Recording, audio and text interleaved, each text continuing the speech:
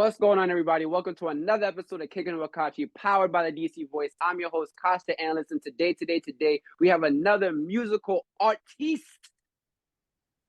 See you live, my boy, Lil NATSU, by Lil NATSU. Everything you already know. If you're an anime fan, you know it's fire. A little later, you know what I'm saying? So, by Lil NATSU, thank you for kicking with my brother. Thank you. Yes, sir. So obviously, you know, before y'all don't know, but before we got into the interview, you know, I had just asked what was the Bilo Natsu to the Natsu transition, right? Like I think with music there also comes a persona. So I'm very interested in knowing this shift in persona and obviously growth between the two. Mm-hmm. Well, honestly, when I first made the name Natsu, like Bilo Natsu back in like let's say like 2020, 2019, 2019, like 2019. And I kind of kept running with it because before I had another name, I actually used to go by like it was like little like hyphen Natsu or something like that. So I took that out and I just kept like Lil Natsu. And so I felt like as I changed my sound and got older and got better with my sound, I kind of wanted to brand off and like make it more brandable. So I kind of took out the little and then add the not just Natsu or just by Natsu. So I just felt like that was more of a thing I liked than you know, little. Especially getting older as well.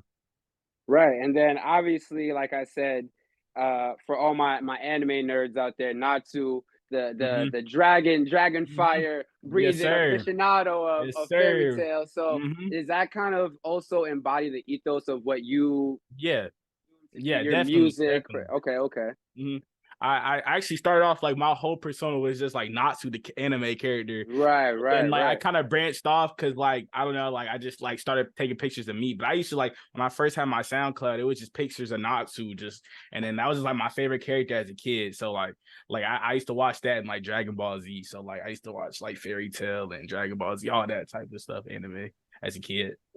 And then going into the studio, right, and how you make your music, right? You got I feel like almost all your songs come with an exclamation point. You know what I'm saying? That they're very loud and exclamatory. So what is the vibes like going into the studio making these type of songs, and what's it been like as obviously you're learning yourself, getting better, honing, sharpening your skills, right? Before probably was just, you know, doing it for fun, but now for fun with a purpose. So how was the growth in sharpening the tools been for you in going into the studio? Honestly, if I'm gonna keep it a bean, bro, I record everything at the crib. So like I real backpack honestly, with it. Yeah. So like really I kind of went to the studio like a little bit, but like mainly I do everything at the house. So like I kind of made my own studio and stuff like that from like just the ground up, really. So I feel like as me learning how to get better, I feel like I was also sharpening my you know what I'm saying, my skills with it, as like learning how to engineer and do all that. So I feel like that was really one of the things I wanted to do. Yeah, like at first was really just learn how to do my own, you know, engineering and producing. Right. So I feel like that's what I you know what I'm saying, like one of them. And then, you know, obviously bunch of singles we got. Think About Me, No More, Run It Up. We just got single after single after single after single. So is the EP, album, mixtape, when are we gonna get a collection project so soon, ever so lately? Yeah. Okay, so I used to have a little old project like back in the day. Like if you go on my like all platforms, it's not on SoundCloud, but like all platforms, it was called like 2020 New Year's. I don't know, like it was like an old tape. That was like my last tape I ever made because I don't know, I just kept going on like this single run. I don't know, like people was just messing with a lot of the singles, and so I just kept going, and then it kept building traction. So like I just kept with the singles, and I never really like fully put in a project, but I am working on a project. So now I'm actually feeling more comfortable to put, you know what I'm saying, put down some new stuff, you know what I'm saying? Like it's really like I actually took time with this project and actually you know what I'm saying, and experimented with new sounds and new flows and cadences and just things like that. And I feel like people are gonna enjoy it, you know.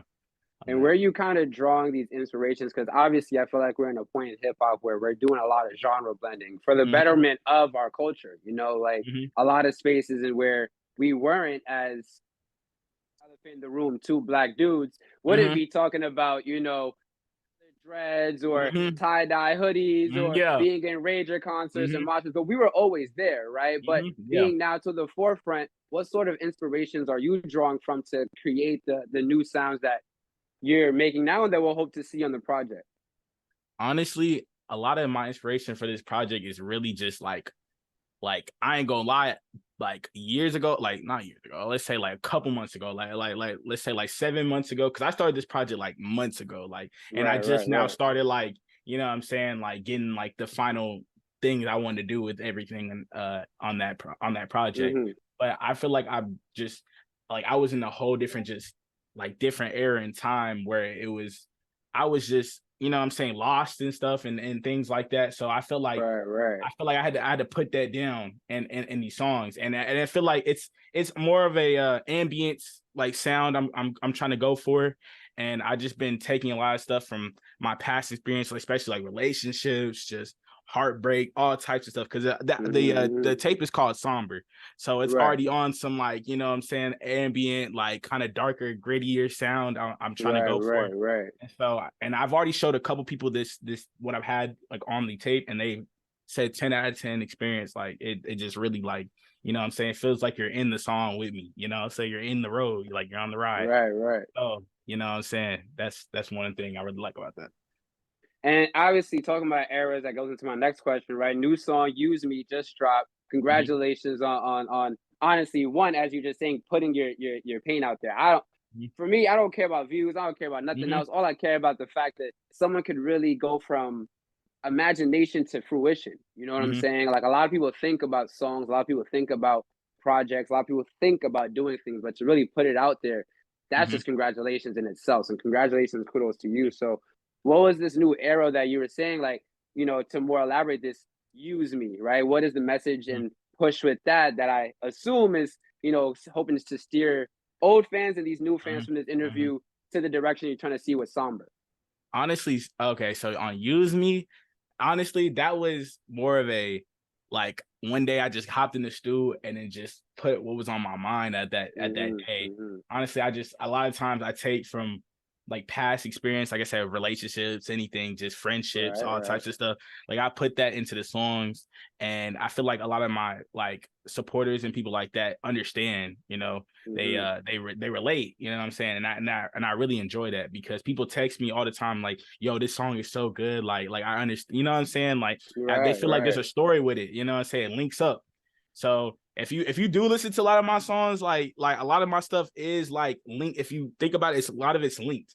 So like I had a song called Real Me, you know what I'm saying, Use Me. So it's like Mhm, it's all right, linked. right, right. It's all, so it's all some like cinematic universe, like on some like Marvel type, you know what I'm saying? So Have people, like, go back to, like, yeah. "Oh," Oh like, yeah. "Okay, Like, okay, he okay, talking okay, about okay, her. Like, okay, so like okay." yeah, you know what I'm saying?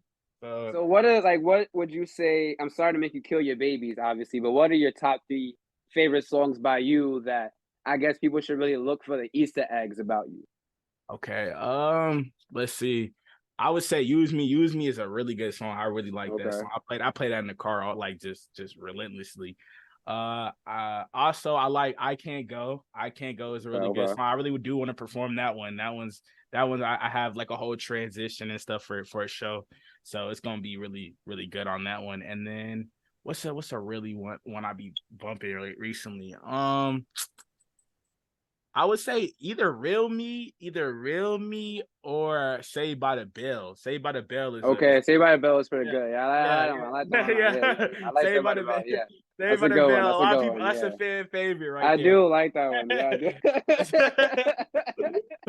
A lot of people do like that song. I don't know. Like at that era, like it was. I don't know. Like that was just a good era for me. I Like like with for I you know what I'm saying? I don't really like all the sad. I like being in Mhm, the club. I like mhm, headbanging. I like, mhm, if I'm going outside, like having fun. mhm, People be mhm, outside is like being cool. I'm not cool. mhm, I like getting mhm, hot. You know what I'm uh-huh. saying? I like Yeah. getting amped up. So Mhm, yeah, like that's mhm. what I'm into. So definitely resonated with Saved by the Bell. Saved Definitely by the resonated Bell with is a that. lit Yeah, song. I love that yeah, song. yeah. Great. So obviously, dope interview.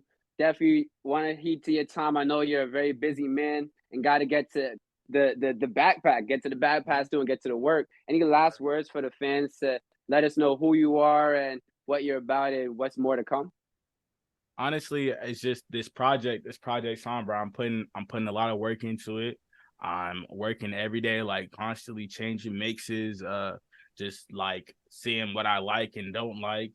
And I've also like I wanna with this tape too, I wanna make it mostly like ambient and kind of gritty sound, but I do want to have like that hype essence that like like a lot of my old supporters do like. They like that hype music from me. So I also want to put that in there too.